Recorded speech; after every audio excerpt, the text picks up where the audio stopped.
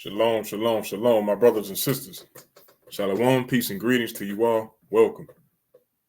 It's an honor and privilege as always. I'm your brother Ananias for A.O.I, the Awakening of Israel. And as always, welcome. And it's a privilege to be able to speak before you. Before we get started, we want to give all honor, glory, and praise to Yahweh, by Hashem, Yahweh Shai.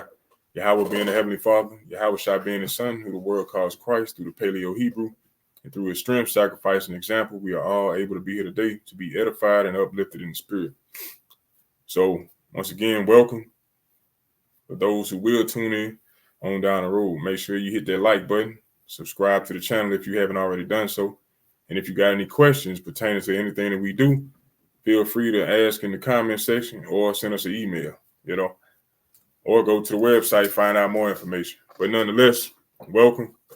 And today's class is going to be dealing with a question that was asked, or a request, because we had a sister a while back that asked for us to give prayer for, or to pray for her, because she felt that she was under spiritual attacks. And one of the things I decided to do was put this class together to help her out, as well as our brothers and sisters, when it came down to dealing with spiritual attacks. And that's something that we as a body or as a nation of people should understand and be able to deal with. So being in this truth, being repentant Israelites, we got to understand a few things. Being the elect of the Most High God as Israelites, we're going to be dealing with spiritual attacks because of our rebellion as a nation of people, toward the Most High by not keeping His commandments. And those spiritual attacks that we deal with are basically the effects of dealing with the evil of those curses that are applied upon us as a nation of people. So now we got to fight our way back to the Most High to get the kingdom, basically.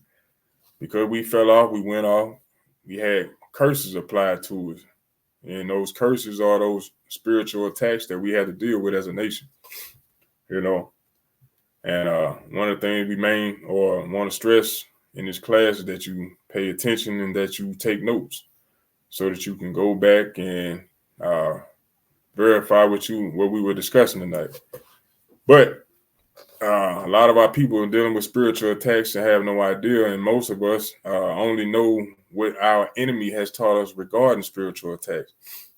So what I'm going to show you first, before we get into the class, is a quick little video to show you how manipulative and slick our enemy can be when describing the things to us that we think apply to everyone.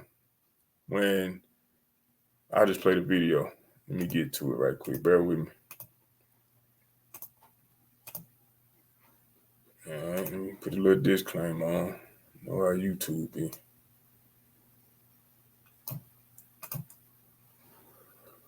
All right. So what I want you to do is pay attention to this video right quick and actually listen to what they're saying. And I'm going to interrupt from time. It's only about a minute and a half that I'm going to play, but they said this is the biggest sign that someone is under spiritual attack, because a lot of our people don't know the difference between spiritual attack or just dealing with trials and tribulation or just common things. But what I'm going to do is play this video and we'll interject in and out. When you are under spiritual attack, that's almost always a sign. A strong sign that you're doing something right. It means you're on the right side. Now, that right off the top is a narrative that they push to say if you getting going through some things that you're doing the right thing. Now, being in this truth, being a repentant Israelite, you start to unravel and unlock the mysteries of the Bible, and you start to understand truly what's actually going on. And we as a nation of people go and fight against these curses or these spiritual attacks on a daily basis due to our rebellion. So the reason that we go through these attacks is because of our rebellion as a nation of people. Understand that. It's not just that we're doing something right. It's the fact that we have been rebellious to the Most High. So we are under spiritual attack of those curses. All right. Darkness is in opposition to light. Evil is in opposition to good. Fear is in opposition to faith. And likewise, when you're a child of God, when you're living and breathing for God, you're in opposition to the devil. So expect opposition. Now, just want to stop right there because you see it's a lot of Edomites in this video. Or they might sprinkle different nations here and there. But the narrative that they try to push is that the Bible is for everyone. And you know, being in this truth, that it's only for the Israelites, you know. But a child of God, meaning you would be an Israelite. The way that they try to be slick with their wording is to say that if you're a child of God and then put the image of one of them or another nation on the screen as if they're going through ups and downs, which they all will. But they are not God's chosen people. So they are not children of God. They are children of men. And we'll get to that as well. But I just want to point these things out as we go on through the video. Now, because you're living for Christ, you will inevitably grow in Him.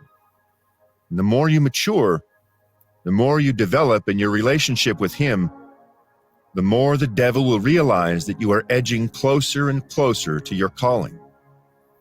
And so this is one of the primary reasons you'll begin to experience spiritual warfare. And people will often begin to react emotionally.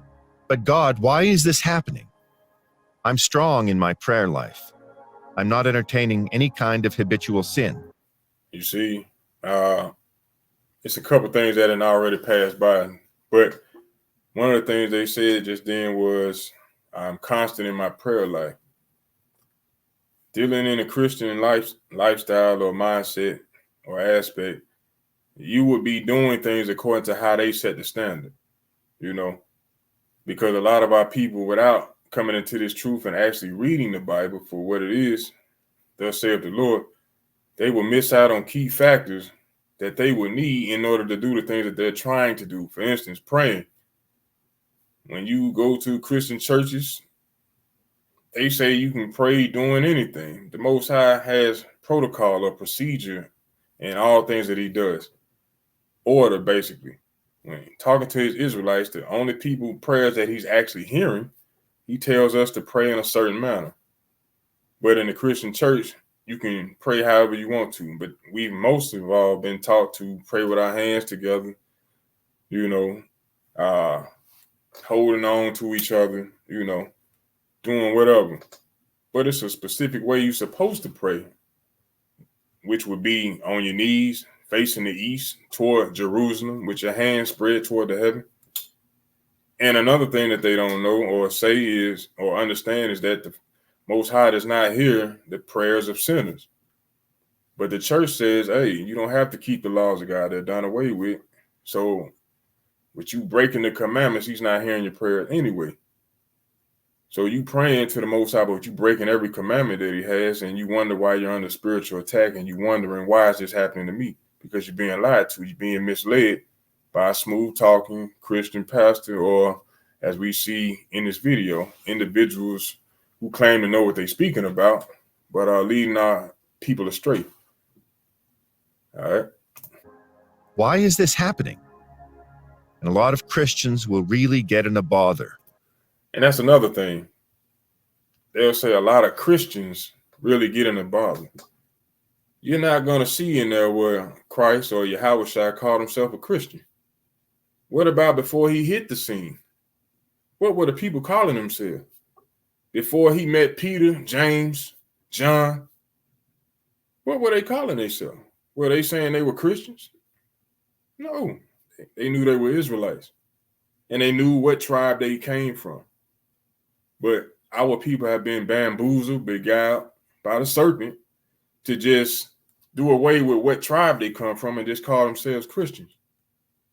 That's another lie that has misconstrued our people and had us or made us to believe in what they say it to be true. Yes, it sounds good, but is it written in the Bible? Is it true? No, it's not. The word Christian is only in the Bible twice, but Israelite is in there over 100 times. But for some odd reason, our people, rather than being the true children of God or Israelites, they want to be Christians or Baptists or Catholics. None of those terms are actually in the Bible, but Christian is. But you get what I'm saying. They want to be African Americans, Negroes, Hispanics, Latinos, Indians, all of those things. Bywords. Scratching their heads as to why they're under so many attacks. But perhaps if you were to take a step back and discern that the devil is trying to throw hell and the kitchen sink your way, all because he is in fact weary and afraid about what you would achieve for God if you realized that you were gifted. You see that? That's slick talk right there in itself. They saying that Satan, the devil, is afraid. He knows exactly how the script goes. He knows exactly what's his fate. You know? They know. He knows. He knows his position. Why would he be afraid? Think about that. His job is to make us go off, to deceive us, to lie to us, to steal. Why would he be afraid?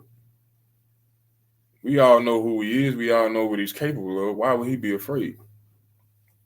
He was created to do these things. So why would he be afraid? What could we possibly do to him that hasn't already been scripted and written for thousands of years? Think about that. It's a deeper understanding. Because that same devil that he's speaking about is the same one that's speaking in this video. Saying that he's trying to deceive you by being afraid because he knows when you wake up and realize that you're gifted. That's actually speaking to the children of Israel. These other nations are trying their damnedest to keep us asleep. Well, we don't know who we are, because when we wake up and stand up in our true position as Israelites, as a royal priesthood, then guess what? They go into captivity. They become our servants, you know. But let me finish playing, I think, about 5 more seconds. If you realize that your knowledge in business can in fact be used to grow the church. If you realize that your gift as a pianist could lead so many people to worship in a mighty way. The devil is afraid of you realizing that you're not just a choir member in a small local church, but you are in fact a vessel in God's orchestra, being used to usher in his presence to people who so desperately need it. You see that? Now, when you read the Bible, everybody knows that God, Yahweh, Ba'Shem Yahushua, is only dealing with one nation of people, trying to get them to do what they are supposed to be doing, you know. And when they disobey, he uses the other nations to punish them. It's that simple. It's a simple movie that we have to watch unfold. But the ones who are in charge right now, due to our disobedience, they are painting a different narrative. And our people have fallen victim to these things, to this story, and don't really know what's going on. But what we're going to do now is dive into what's actually going on with these spiritual attacks, how to deal with them, and things of that nature, and why we have to deal with them. All right. So what I want to do now is take this off the screen, and we're going to go to the book of 2 Corinthians chapter 11, verse 13. Make sure it's on the screen. All right, there. And it reads, "For such are false prophets, deceitful workers, transforming themselves into the apostles of Christ." This is what we just seen in that video. False prophets, deceitful workers, transforming themselves as if they know what's going on, as if they have the way to Christ or the way to the kingdom. False prophets. And no marvel, for Satan himself is transformed into an angel of light.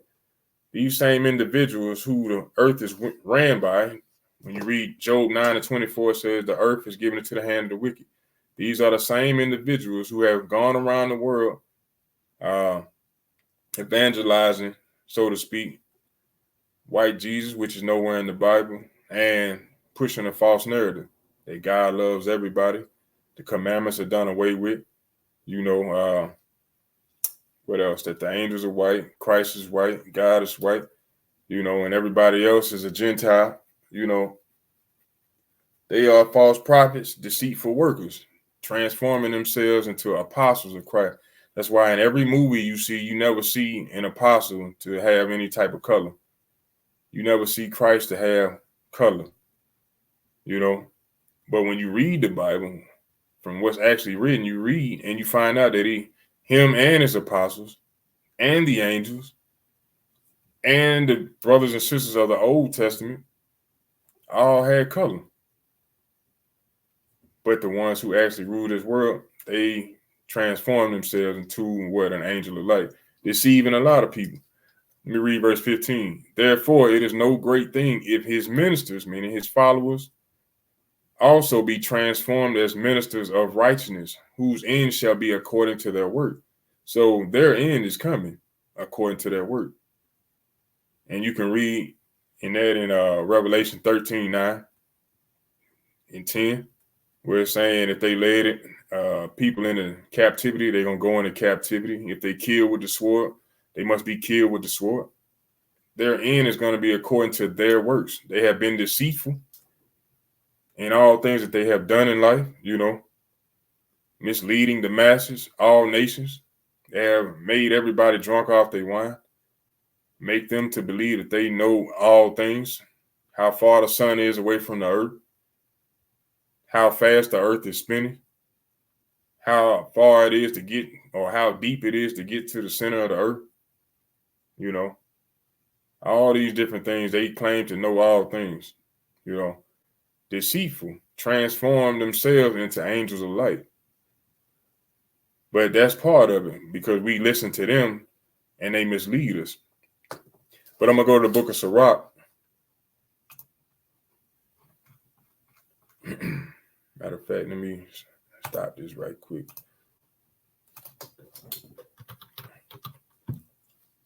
Go to the book of Sirach, chapter 39.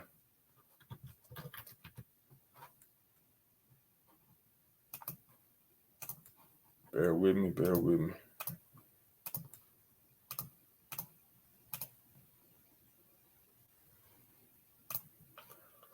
All right, we're going to go to Sirach, chapter 39, verse 27. And it read, all these things are for good to the godly, so to the sinner they are turned into evil. Hold on, let me see. All right, verse 28, there be spirits that are created for vengeance, which in their fury lay on sore strokes. In the time of destruction, they pour out their force and appease the wrath of him that made them. So we're talking about spiritual attacks, right? Those spiritual attacks come from those curses that are laid up and created for vengeance, And those things, those spirits, that vengeance was created by the Most High God, So it said there be spirits that are created for vengeance, whether it be a brother or sister that pull out that iron and shoot them straight bullets. That's a spirit that was created for vengeance. What you got? Animals with sharp teeth. I think you can get into that in verse 30. Tornadoes, earthquakes, wildfires. Those are spirits created for vengeance by the Most High. Famine. It said, which in their fury lay on sore strokes. In the time of destruction, they pour out their force and appease, meaning they please the one who made them, please or appease the wrath of him that made them. So they were created for judgment, for punishment. And like we talked about in the beginning, coming into this truth as Israelites, we understand and know truly that we went off by being rebellious, not keeping the commandments. So as a result of those things, by not keeping the commandments, we were told that we would be cursed as a nation of people. And he said those curses would be upon us, our nation, our seed forever until he come back and set things in order. But until that, we're going to be dealing with them curses. So we need to understand while dealing with those curses, we are dealing with vengeance from the Most High, his fury, his wrath. And those things were created by him in the time that we went off. Verse 29, fire and hail and famine and death, all these were created for vengeance. Teeth of wild beasts and scorpions, serpents, and the sword, punishing the wicked to destruction. So we have to understand this first and foremost, that everything that we go through, the different trials and tribulations, the attacks that we have to deal with, those things are upon us due to rebellion. Even from the time that Adam fell, even till now. Rebellion, vengeance, spirits of vengeance. Let's go to Daniel chapter 9, verse 10 right quick. Daniel chapter 9.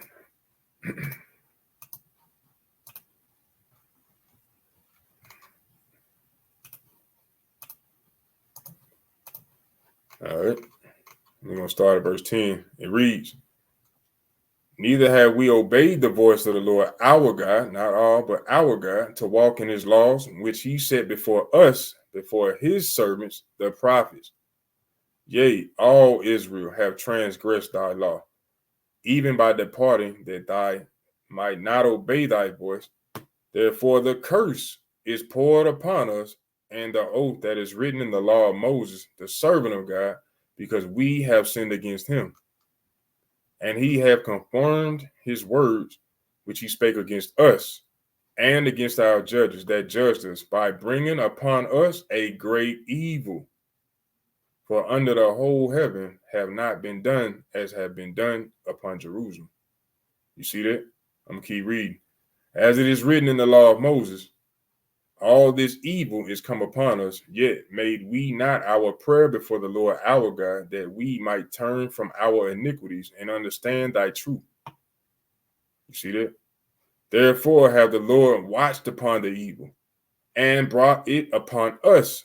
For the Lord our God is righteous in all his works, which he doeth, for we obey not his voice. You see that? So these evil spirits, these spiritual attacks are upon the Israelites as a nation of people because we disobeyed the commandments of the Most High God. That's where they stem from. These spiritual attacks that we have to constantly endure and go through on a daily basis stem from us being rebellious as a nation of people. We have to understand that first and foremost. All right. I'll show you something else right quick. Let's go to the book of 2nd Ezra in the Apocrypha, chapter 7.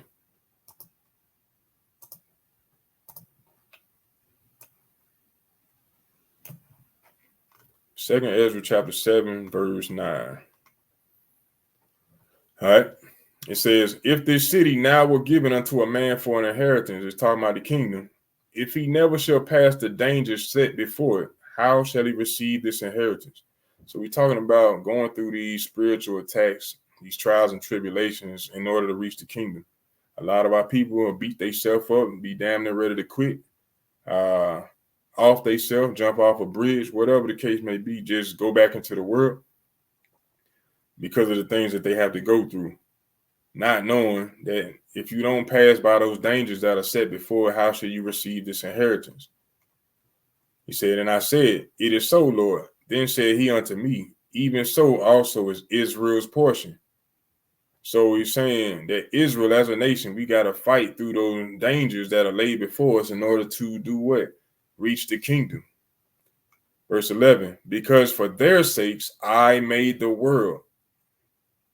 I made the world for their sakes. The Lord made the world for us, the nation of Israel, the so-called Blacks, Hispanics, and Native American Indians who have been scattered worldwide.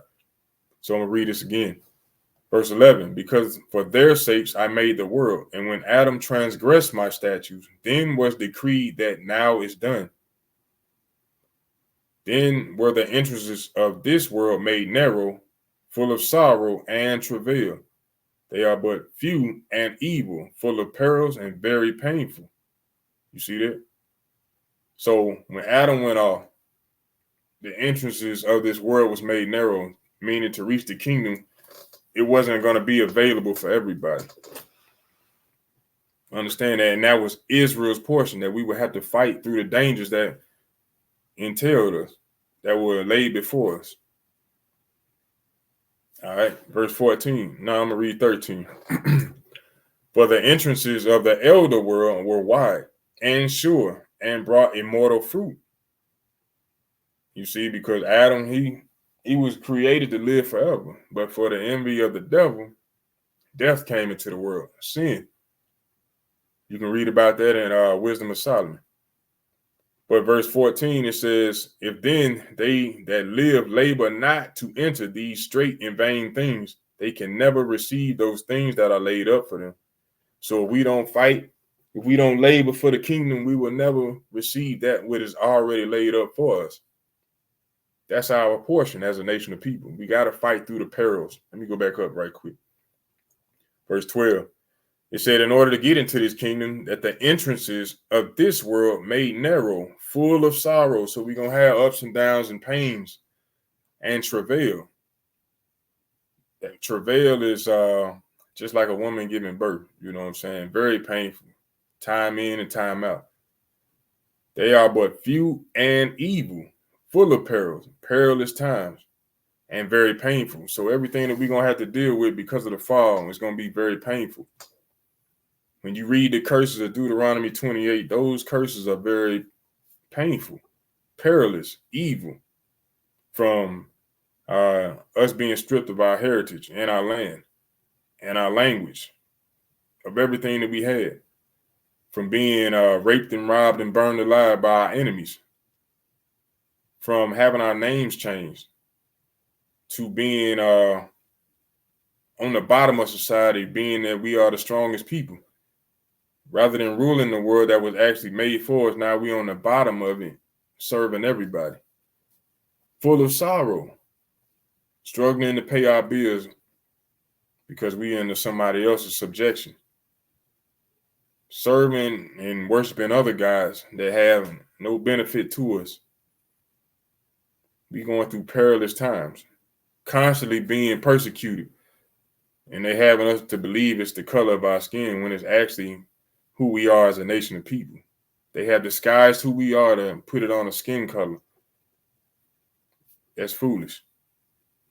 But through sorrow, travail, and evil and perilous times, we have to go through these things because it's our portion as a nation. All right? So we got to understand that as well. From Adam's fall until now, we have to labor to get the kingdom. All right? I'm going to go to the book of Sirach, chapter 40, verse 1. Because a lot of you will say, well, they got to go through it too. Yeah, that's true. The other nations, they got their ups and downs as well. But let me read something to you right quick. The book of Sirach or Ecclesiasticus in the Apocrypha, chapter 40, verse 1, and it reads, great travail is created for every man, and a heavy yoke is upon the sons of Adam, from the day that they go out of the mother's womb to the day that they return to the mother of all things, meaning the body returns to the earth, until their spirit return back to the Father. You know, great travail is for every man. That's why you, when you read in the scriptures, it say every man must work. Why? Because Adam fell. Because he fell off. Now everybody got to put in their work to eat and do these things. You know, when you look at how when we were in the wilderness as a nation, we didn't have to go do those things. The Lord fed us with manna every day. We didn't have to go to work. We didn't have to go plant anything. The food fell from the sky. Think about that. But we read right here, great travail is created for every man. So yeah, every man gonna have to go through it. Death is on everybody, whether of the chosen or the sons of men. Great travail is for every man. A heavy yoke is upon the sons of Adam. So we're going to have to work, toil, and trouble to do everything that we're supposed to do in this life. But more so for us being the chosen and being rebellious. This movie is about us. Life is about us. The Bible is about us. Everything is established on this earth for us. We have to understand these things in this truth. So we got to realize it's not just you, but all of us have to handle it. It's all about how you handle your situation that make the difference. That's what I meant to say. So we all got trials and tribulations, great travail, but what you do in your crisis or your tribulation or your situation, that makes the difference between you and other nations or you and your people. It makes a big difference. From there, let's go to 2 Timothy chapter 2, verse 15. So part of being in this truth, you realize you've been lied to all your life. Now you realize you got to start looking things up. You can't just take word of mouth anymore. You got to actually do some due diligence. You got to put your hand to the plow. And one of the requirements is what we can ready to read. 2 Timothy chapter 2, verse 15. My mouth is dry, so bear with me, Israel. It says, study to show thyself approved unto Yahweh, a workman that needeth not to be ashamed, rightly dividing the word of truth. So this is the importance of dealing with spiritual attacks and knowing what a spiritual attack is by studying. When you study, you're showing yourself approved to the Most High, because he's going to be the one that actually going to put you to that test, to purify you, to put you through that fire, to reform you. He's going to see, are you studying, by throwing a couple exams or pop quizzes at you to see how you do. Are you really studying? To show yourself to be a workman that needeth not to be ashamed. Being able to do what? Rightly divide the word of truth. Something happens, you should be able to pull out precepts, testimonies, and be able to deal with situations that may arise. Now, you might not have all the answers to all things, but by you doing your study, you know how to find those answers. You know, something too hard for you. In all things, you're supposed to go to the Most High. You're supposed to lean on your own understanding. That's Proverbs 3:5 through 6. You know, you trust in the Lord and he going to direct your steps. You know, you have faith in him knowing he's going to reward you for your works. You know, you trust in him. You go get godly counsel before making any moves, any enterprise. That's showing yourself to study, so you know how to move whenever a situation arises, you know. But from there, let's go to the book of Sirach, chapter 2, verse 1. This is a very key chapter when dealing with temptations or spiritual attacks. It says, verse Sirach or Ecclesiasticus, chapter 2, verse 1. So you're coming back into this truth, or coming into this truth out of the world. So the first thing you got to understand is this: my son, if thou come to serve the Lord, prepare thy soul for temptation. Prepare your soul for temptation. You come in, you finding out all this information. Your head is probably this big now, and you just loving and finding out all this information. You like, that's why I made these mistakes. That's why I keep falling these same pit holes. That's why I keep bumping my head. That's why things never went quite right, because they were lying to me. But now you're finding out the truth. And you serving the Lord now. You put off the ways of the world. You say, I'm going to put my fringes on. I'm going to grow my beard out. As a sister, I'm going to put this dress on. Getting rid of these pants, these wigs and weaves. I'm getting rid of that. Hey, I'm coming back to the Lord. He said, my son, if thou come to serve the Lord, prepare thy soul for temptation. Prepare your soul for temptation, which is the devil. Now, a lot of you be like, well, how you get that? I thought the Lord didn't tempt you. He got individuals in place to do all things. Satan works for the Lord, whether you want to admit it or know it at all. Satan works for the Most High. So it's his job to tempt you. Understand that. Matter of fact, let's get an example. Let's go to Matthew chapter 4 and verse 3. Matthew chapter 4, verse 3, right quick. And it reads, you know what, I'm going to start at verse 1. Then was Yahushua led up of the Spirit into the wilderness to be tempted of the devil. You see that? Of the devil. So that temptation comes from the devil. And when he had fasted 40 days and 40 nights, he was afterwards a hungry. And when the tempter came to him, he said, if thou be the Son of God, command that these stones be made bread. So it was a temptation, the tempter. Who do we just find out that is? The devil. So when the Lord is telling us in Sirach 2:1, my son, if thou come to serve the Lord, prepare thy soul for temptation. Prepare your mind, prepare your soul and spirit for the devil to come at you. That's his job. He's not going to come to build you up. His job is to come to tear you down. He's not afraid of you. He's just doing his job. A lot of us are afraid because we don't have no knowledge. And when you don't have knowledge of something, you become fearful. What's the saying in the world? What they fear what they don't understand. So when you don't fear or when you don't know what's going on, you become fearful, paranoid, scared, scary, however you want to label it. But if you come to serve the Lord, you got to prepare your soul for temptation, which is the devil. You know. Matter of fact, let's go to 1 Thessalonians. 1 Thessalonians chapter 3, right quick. Show you another example. 1 Thessalonians chapter 3, verse 4. And it reads, for verily, when we were with you, we told you before that we should suffer tribulation, even as it came to pass, and ye know.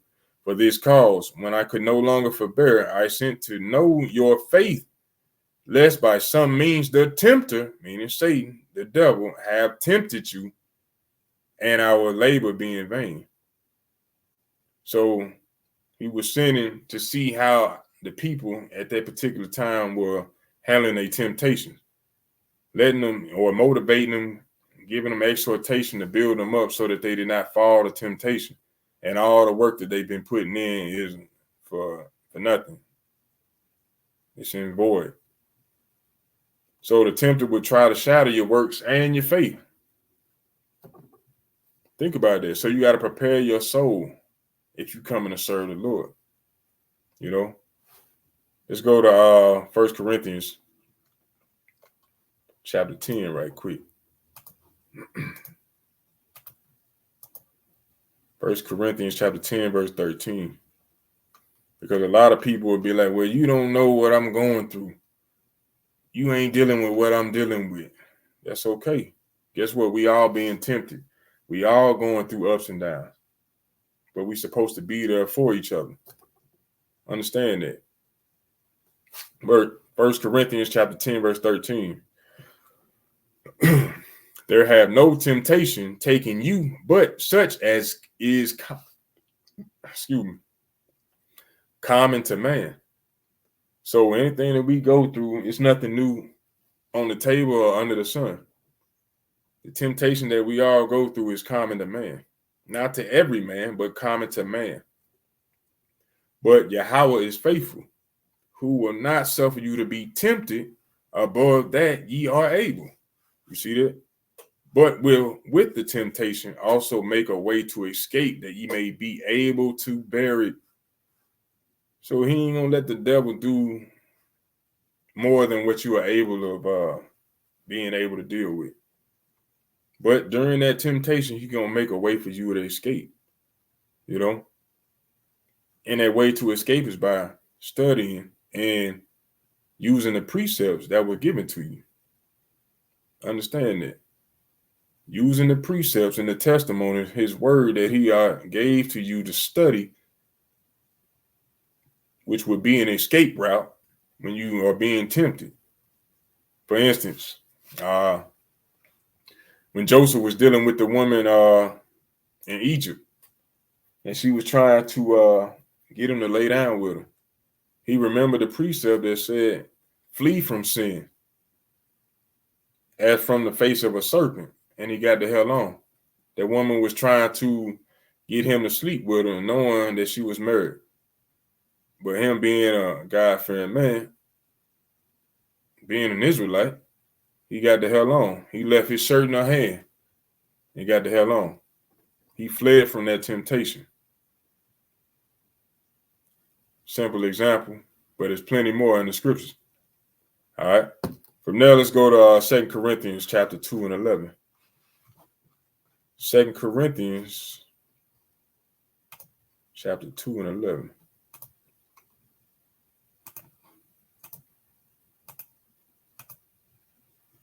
And it reads, lest Satan should get an advantage of us, for we are not ignorant of his devices. So that's basically saying don't get caught slipping in his truth or in his walk in life. Don't get caught slipping. For we are not ignorant of his devices. One of the things you should do to make sure that that doesn't happen is to treat all situations as if Satan is right there trying to trip you up. Everything you deal with, make sure or treat it as if Satan trying to trip you up, meaning be on guard at all times. Ready with those precepts. Always thinking and meditating on the word of the Lord.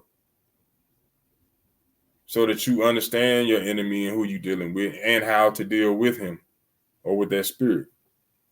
Because his spirit will hop on your own brothers and sisters who are in this truth, your family members, your co-workers, your so-called friends in the world. He'll jump on them. Even in your own thoughts, he'll jump on you. But you have to use the precepts and the testimonies to fight them off, to find that escape route, so to speak. But don't get caught slipping, lest Satan should get an advantage over you or us as a nation of people. Don't be ignorant of the things that he will use to manipulate us. You know, for instance, using your wife to say, we don't spend enough time together. Let's go to the movies this Sabbath instead of going to camp. That's Satan trying to come to you to get you to go off, but by coming through your rib. Think about that. It happens all the time. You got various different situations that happen in life, you know, trying to, you have family members trying to say, hey, I ain't seen you in a while. Why don't you come? We'll have a get together. It might be they trying to celebrate Christmas or a birthday, but they'll tell you it's something else. Satan trying to get you to go off. You can't be ignorant of of his devices. He'll use any and everything to get you to go off. Think about that. He knows that old man. He knows where you come from. You trying to wake up and come back to serving the Lord. He knows what you're capable of, what you used to do. His job is to continuously tempt you. And our job is to endure those temptations, fight those temptations, flee from those temptations while on our way to the kingdom.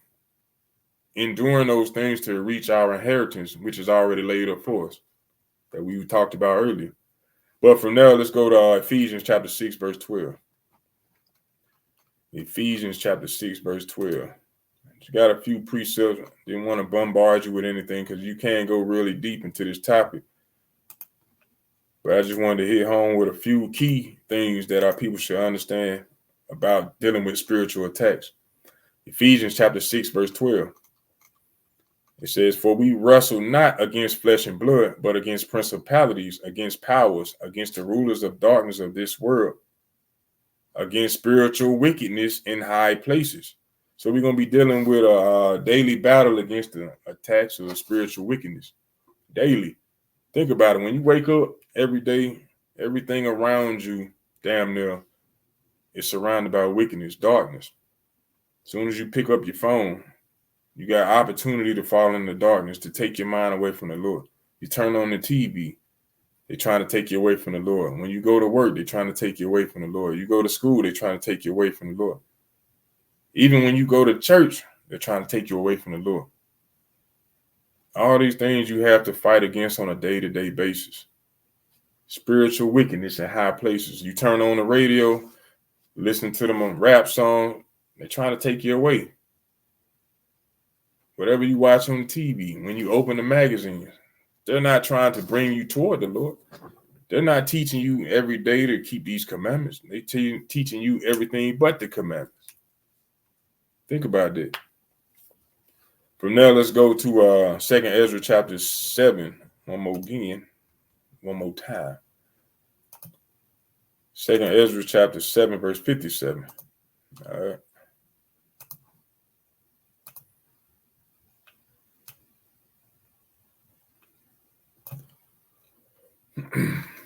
All right. And it reads, Then answered he me and said, This is the condition of the battle which man that is born upon the earth shall fight. Once again, when we read in Sirach or Ecclesiastes chapter 40, verse 1, we read that every man gonna have great travail. But with Israel, we're gonna have a different type of battle because we fighting toward the kingdom. All right, verse 58. That if he be overcome, he shall suffer as that thou hast said. But if he get the victory, he shall receive the thing that I say, meaning the kingdom. For this is the life whereof Moses spake unto the people while he lived, saying, Choose thee life that thou mayest live. You can read about that in Deuteronomy chapter 30, verse 19. Choose life and blessing or death and these curses. All right. Verse 6. Was that it? Yeah. So I brought that out to say, while we are going through these spiritual attacks or these curses, we got to go through these things. That's the condition of the battle. And we got to overcome these things to get the kingdom, to get the victory. We can't get tired and just quit and not finish the race, because whether you know it or not, we all running the race trying to get to the kingdom. You know, and we don't know how long we're going to be in this race. So we got to be running full speed, running straight ahead with our mind set on the mark, you know. But I'm going to go to the book of Hebrews chapter 12, verse 11. Hebrews chapter 12, verse 11.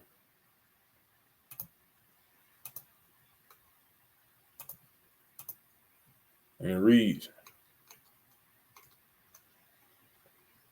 Now no chastening for the present seemeth to be joyous, but grievous. Nevertheless, afterward it yieldeth the peaceable fruit of righteousness unto them which are exercised thereby.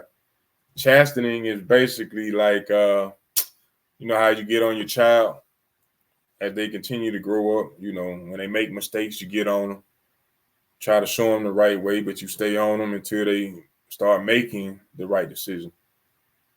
So at certain times it might seem to be joyous, but at other times it seems to be grievous because you get tired of going through the same thing or hearing the same thing over and over again. But nevertheless, afterward, it yieldeth the peaceable fruit of righteousness. The more you keep practicing and meditating on these commandments, the easier it becomes and the more righteous you become with your understanding and your actions in life. Why? Because you're being exercised. You're being conditioned for that battle. That's how you condition yourself when you're playing a sport. You know, you constantly doing suicides, you're running laps, you're doing push-ups, you're lifting weights. You're getting yourself in shape to be able to deal with the battle. Same thing with life. You have to be conditioned to fight for the battle, especially us as a nation. We got to be conditioned in order to keep pushing, to endure to get to the kingdom, building up endurance, you know. From now, let's go to Wisdom of Solomon, chapter 9, verse 14. So we working out, we exercising for what reason? Endurance. Because these times will become troublesome at times, and we might not know how to deal with it. But through your studying and through your exercise and through your conditioning, you know how to overcome these things, how to continue to fight. Just like when you watching some of these sports, you see them running a marathon, or you'll see a football game or a basketball game. They might go into a double or triple overtime, but because of their endurance, because of their constant training and building up and conditioning, they're able to stick it out and continue to fight until it's over with. That's how we got to be. All right. This is the book of Wisdom of Solomon, chapter 9, verse 14. It says, "For the thoughts of mortal men are miserable, and our devices are but uncertain." So we constantly thinking about things that are miserable. For instance, I got to get up in the morning. I got to get sleep. I got to get rested so I can go punch the clock. Or I got to go find more clientele to run my business. Or I got to constantly be doing this to stay in shape. Or I got to constantly be doing this just to keep a roof over my head. The thoughts of mortal men are miserable. Am I making her happy? Am I making him happy? And the devices are uncertain. The things that we do are uncertain. We're not guaranteed to wake up tomorrow.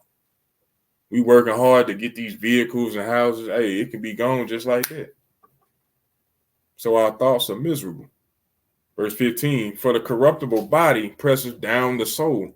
So as we continue to endure and be built up by exercising through the chastisement of the Lord, we understand that when the body pressed down the soul and the earthly tabernacle weighed down the mind, that music upon many things we got to continue to build.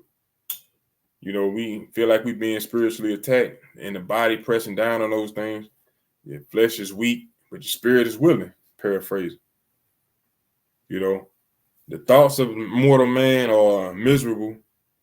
Why? Because the body, the flesh is pressing down on the soul, making it hard for you to do the things that you want to do or need to do, making it hard for you to see a way out, making it hard for you to deal with the things that come upon you on a day-to-day basis or things you've never encountered before, because your soul is being pressed upon. So sometimes we tend to overlook things or not look hard enough or become bogged down with it or pissed off to the point we don't know what the hell to do. But those are all part of those curses that are applied to our nation of people. All right, let's go to Matthew 26 and 41.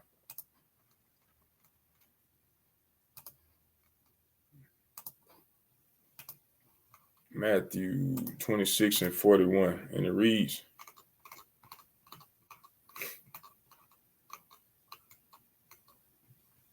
"And he cometh unto the disciples and findeth them asleep, and saith unto them, What? Could ye not watch with me for 1 hour?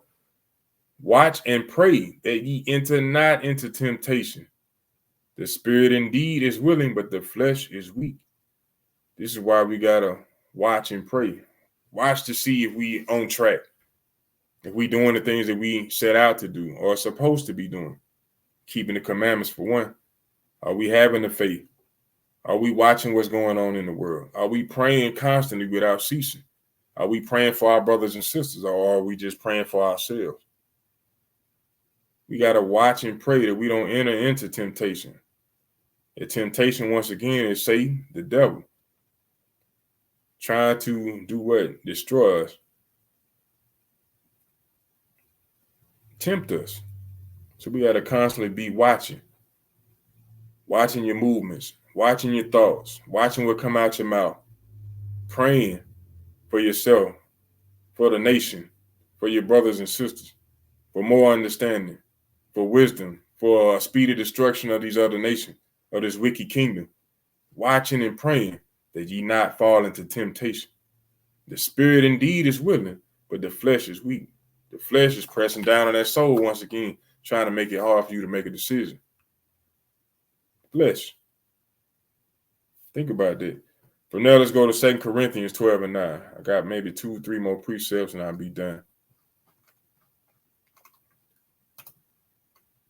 2 Corinthians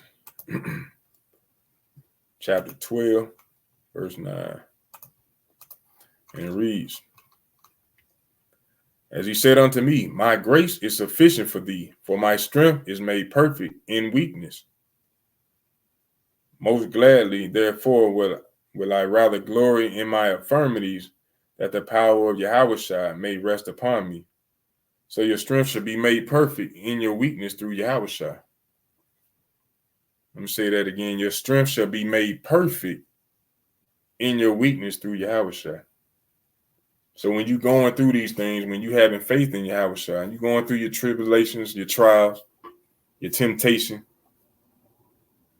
your weakness going to be made strong through Yahweh. It's going to be made perfect because you're going to go back to those things that he gave you to condition you, to build you up, to help you with an escape route, to flee from temptation. So when you become weak, you can call upon the strength of the Lord, and it'll be made perfect to help you deal in your situations. You know, you weak for the woman, you weak for the man. You go back to the precepts to help you deal with it. The same way Yahweh dealt with the tempter, the devil, when he dealt with Satan, when he was being tempted 40 days, 40 nights, and constantly thereafter. He used the precepts. He used the knowledge, wisdom, and discernment of the Lord to escape temptation or spiritual attacks. But from there, let's go to Psalms 118 right quick. The book of Psalms, chapter 118.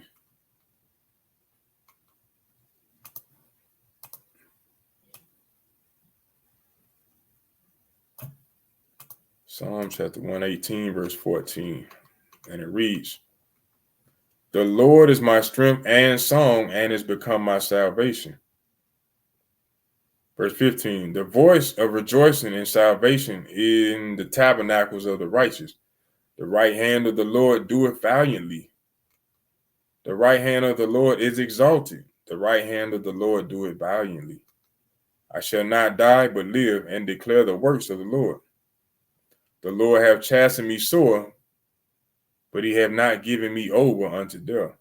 Once again, going into that chastisement that he does to his children, his people, to make us stronger, to make us better, to be able to be conditioned to endure the battle, to see if we are worthy or not. You know, the Lord is our strength to continue to push us forward. From there, let's go to Mark chapter 9. Mark chapter 9, verse 26. Mark chapter 9, verse 26. And it reads, "And the spirit cried and rent him sore, and came out of him, and he was as one dead, insomuch that many said he is dead. But Yahweh took him by the hand and lifted him up, and he arose. And when he was coming to the house, his disciples asked him privately, Why could we not cast him out? And he said unto them, This kind can come forth by nothing but by prayer and fasting." So prayer and fasting for some is how to get certain evil spirits off of you. You being spiritually attacked, you gotta pray and fast sometimes. Sometimes it just requires prayer. But some are so strong you got to do both to get underneath or get from out of those spiritual attacks that your sister was talking about or that you deal with, you know, making that route or that escape route from that temptation. You know, got to pray and fast, excuse me. But I'm going to go back to Sirach chapter 2, verse 18. Chapter 2, excuse me. Sirach chapter 2, and we're going to read that out because that's the key thing to dealing with spiritual attacks. You got to realize what's actually going on. And a lot of our people who have not been in this truth for a while, you're going to start to experience certain things, but it's okay. Because you know through your studying that you're going to have to get your mind right and prepare your soul for temptation. Prepare yourself, your soul for temptation. It says, set thy heart aright, meaning get your mind right. And constantly endure. It don't mean run halfway. It say constantly endure. And make not haste in time of trouble, meaning making rash decisions without thinking or getting counsel, righteous counsel. And then going to the Lord first and foremost. But verse 3, it say, cleave unto him and depart not away, that thou mayest be increased at thy last end. So you in a troublesome situation, Cleave unto the Lord, not your own thoughts, because the heart or the mind of man is wicked. So you got to cleave unto the Lord and keep yourself in a holy realm. Constantly seek his word. Don't just listen to man, seek his word. See what he says. He's the creator. He's your maker. See what the Lord got to say before you going trying to get information from everybody. Read, study, pray, fast before you make a rational decision that can end up hurting you and others. Cleave unto him and depart not away, that thou mayest be increased at thy last end. All right. Whatsoever is brought upon thee, take cheerfully. That's hard for a lot of our people to do, but we got to take these things cheerfully. You know, whether losing your job, even losing a loved one. We got to take these things cheerfully. Job, the book of Job is a perfect example of that. You know, now you might say, how is it that that's cheerful? It's not about it being cheerfully. It's saying take everything cheerfully. Everything that you have to deal with, take it cheerfully, because it happens to make you stronger. It happens so that you can have a testimony out of it and see some learning to help build up others behind. So whatever is brought your way, take it cheerfully. Arguments, take it cheerfully. Being brought to a lower state, take it cheerfully. You know, let me read that again. Sirach chapter 2, verse 4. Whatsoever is brought upon thee, take cheerfully. Whether you fail a test, you failed to pay the bill on time, take it cheerfully and learn from it. And be patient when thou art changed to a lower state. You get evicted, you lose your job, your car break down, you lose or your relationship is over with. Take all things cheerfully and learn from it. For gold is tried in the fire. Realize your gold first. You're not a Negro. You're not Black. You're not Hispanic. You're not Latino. You're not an African American. You're not a Cherokee Indian. You're gold, and you're being tried in the fire. Those impurities are being removed from you when you come to serve the Lord. And acceptable men in the furnace of adversity. So you're going to be tried by going through adversity, through fire. Verse 6 says, believe in him and he will help thee. Believe in the Most High, he going to help thee. A lot of our people find it hard to cleave to the Most High. They go through anything and they start panicking. When things don't go their way, they start quitting and running and fleeing in the opposite direction and pointing the finger at everybody. The Lord said, cleave unto him.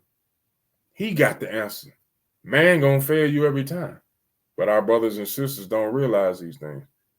They want everything to be their way, but they ain't willing to put their work in to make it their way. Believe in him and he will help thee. Order thy way aright and trust in him. He ain't saying trusting, man. A lot of our people just want to have people to talk to. They just want to point the finger. The Lord said, believe in him and he will help thee. Order thy way aright and trust in him. Ye that fear the Lord, wait on his mercy and go not aside lest ye fall. That's key right there. Wait on the Lord. A lot of stories and testimonies you read about in the scripture, you'll see when brothers just wanted to go get a name for themselves. Rather than waiting on the Lord, they went out there trying to get a name for themselves and ended up getting put to death. Ye that fear the Lord, believe him, and your reward shall not fail. A lot of brothers scared to stand up for the Lord. They may say it, but their actions show otherwise. Sisters as well. Ye that fear the Lord, hope for good. Not be paranoid and turning cartwheels and flips every time something don't go your way. Punching holes in walls. Goddamn, putting your hands on people, cussing folks out every time something don't go your way. Ye that fear the Lord, hope for good.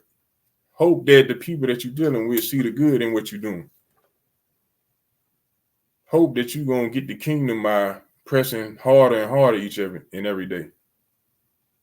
Hope that your children are going to learn from you because you're teaching them and pouring into them. And for everlasting joy and mercy. Look at the generations of old and see, did ever any trust in the Lord and was confounded? Or did any abide in his fear and was forsaken? Or whom did he ever despise that called upon him?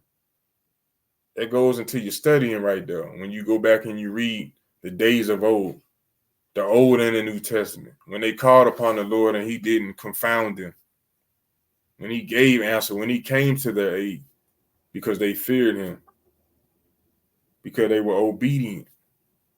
He was always there to help. Still here to help today, but our people have been lost, so disconnected from the head is unreal. Even being in this truth, we have a lack of commitment, loyalty to the Most High, you know. But the Lord is faithful, long suffering. But we don't want to give him the due diligence that's required of us to read, to study, to meditate on his word, to live and apply his word. We say, I forgot, I ain't got time. That's a waste of time. But he's waking you up every day with a moment, with an opportunity to do better than you did yesterday. So why are we taking this lightly and why are we taking it for joke? We want to get out of the hellhole that we in. Why don't we take it seriously? Why aren't we putting in more work on a day-to-day basis? Why are we more fixated on doing things for this world rather than for the Lord? You need to examine yourself. Look yourself in the mirror. When you're saying you're being under spiritual attacks constantly, you see the things that are going on. You know you're not accomplishing the things that you set out to do. Are you actually asking questions like, why is this happening? Why I ain't making the moves that I'm trying to make? Why am I constantly being hit over the head with the same old, year after year? Same old. Why I ain't getting no better? Why I ain't getting strong in this truth? Why am I just taking heed to the affliction, to the attacks from the spiritual world? Understand these things. Verse 11. For the Lord is full of compassion and mercy, long suffering and very pitiful, and forgiveth sins, and saveth in time of affliction. But woe be to fearful hearts and faint hands, and the sinner that goeth two ways. You see that? Woe, meaning destruction, to those who be fearful, scary, paranoid all the time. Don't know what to do, always in panic mode. Woe to them. Woe unto them that be faint-hearted, for he believeth not. Therefore shall he be not defended. Think about these things. We read these all the time. You're supposed to read it and build yourself up and understand when things happen, it's for a reason. It ain't no coincidence. It ain't luck. It's the Lord chastising you. And like it's tell you in the scripture, take it cheerfully, good or bad. It's righteous judgment. And it ain't no mistakes. The Lord controlling all things. You know? Verse 14. Woe unto you that have lost patience. And what will ye do when the Lord shall visit you? What you gonna do when the Lord visits you? Come with them judgments. What will you do? If you haven't been studying, you're gonna panic mode. You're gonna get paranoid. You're gonna run out and do something stupid, make a haste or a rash decision. Because you ain't doing any studying. You're being engulfed in distractions, social media, TV, video games, women, drugs, the ways of this world. Because you're not studying, you're not building yourself up. Chasing after money, trying to live a life for vain glory, for vain things, putting yourself in positions that will not benefit you just so you can have a good time or flex on somebody else. That's silly as hell. They that fear the Lord will not disobey his word. That's key right there. They that fear the Lord will not disobey his word. Because a lot of brothers, they say they fear the Lord, but they don't. You can tell by their actions. A lot of sisters say, I fear the Lord, I love the Lord, but they don't by their actions. And they that love him will keep his ways. So you will not be constantly having to be reminded of, you got to keep the commandment, brother. You ain't supposed to be doing that, brother and sister. Because if you feared the Lord, you would obey his word. You wouldn't make excuses or say, I forgot. They that fear the Lord will not disobey his word. They that fear the Lord will seek that which is well, meaning peace. Seek his word, seek his wisdom. What's pleasing unto him. And they that love him shall be filled with the law. When you keep the law, guess what? You ain't going to be dealing with spiritual attacks. That was the agreement. If we as a nation kept the commandments, we would be blessed. But when we break the commandments, we are cursed. See that? It's that simple. But our people still walking around lost as hell. Don't know why the hell they still going through the ups and downs. Why ain't nothing changed? Why they haven't gotten any stronger? Verse 17, they that fear the Lord will prepare their hearts and humble their souls in his sight, saying, we will fall into the hands of the Lord and not into the hands of men. For as his majesty is, so is his mercy. That's how we got to be. But a lot of brothers and sisters more afraid of what the damn enemy going to say concerning the job. So we tend to bow down to them rather than bow down to the Lord. And he controlling it all. That's what's so crazy. I don't want them to look at me a certain type of way. How do you look at yourself then when you worried about how another man view you? How do you view yourself? Are you that lion you were created to be? Are you the light of the earth, the salt of the earth? Or you only do it when it's beneficial to you, when it's convenient for you? These are the things that we got to consider as a nation of people. We can't be faint-hearted. We can't be weak-minded, feeble-kneed. We got to do the things that are required in this lifetime on a day-to-day basis, because that's part of us dealing with spiritual attacks. So I ended off with saying spiritual attacks that we deal with as a nation of people stems from us not keeping the commandments. And because Adam fell and because we fell as a nation, it's Israel's portion to have to fight through these trials and tribulations in order to get to the kingdom. So when you come to serve the Lord, understand you got to set your soul aright, because you're going to have to deal with temptation. What is temptation? That's the devil, that's Satan. And it will come in all forms and shapes and sizes. Your own thoughts, your own family members, your brothers and sisters, co-workers are going to come from every aspect of life to try to get you to go off, to do the things, to tempt you. Understand these things, but you got to deal with it by studying. You study to show yourself approved to the Most High, because you will be tested. And when you get that pop quiz, you have to apply the answers that you've been studying so that you can make an escape route when that temptation comes. But if you haven't been studying, you'll fall victim to it every time, and you'll choose the wrong answer and fail the test. And then you'll wonder to yourself, why does this keep happening to me? The same old test. You just haven't studied to learn how to beat it yet. So keep that in mind. But I'm your brother Ananias for A.O.I, the Awakening of Israel. I want to give all honor, glory, and praise to Yahweh by Hashem Yahweh Shai, Yahweh being the Heavenly Father, Yahweh Shai being the Son. I'm Brother Ananias for A.O.I once again. It's been a privilege. It's been an honor to speak to you, to hopefully edify you, to give you some knowledge to use to help to fight against spiritual attacks. But as always, continue in your walk, continue fighting, continue to endure, continue to exercise in this truth, because you got to be conditioned for the battle. And every day is a spiritual battle against spiritual wickedness in high places. But don't take this lesson lightly. Make sure you like it. Share it, most importantly, because our people need this information to be able to push forward in these last days, because the heat's going to be turned up. You see what's going on in the world. hey, it ain't gonna get no better, it's gonna get worse. So you got to be conditioning yourself for the battle. But as always, it's been a privilege. This is A.O.I, the Awakening of Israel, signing off. Say shalom, shalom, peace and greetings. Much love to you all. Shalom.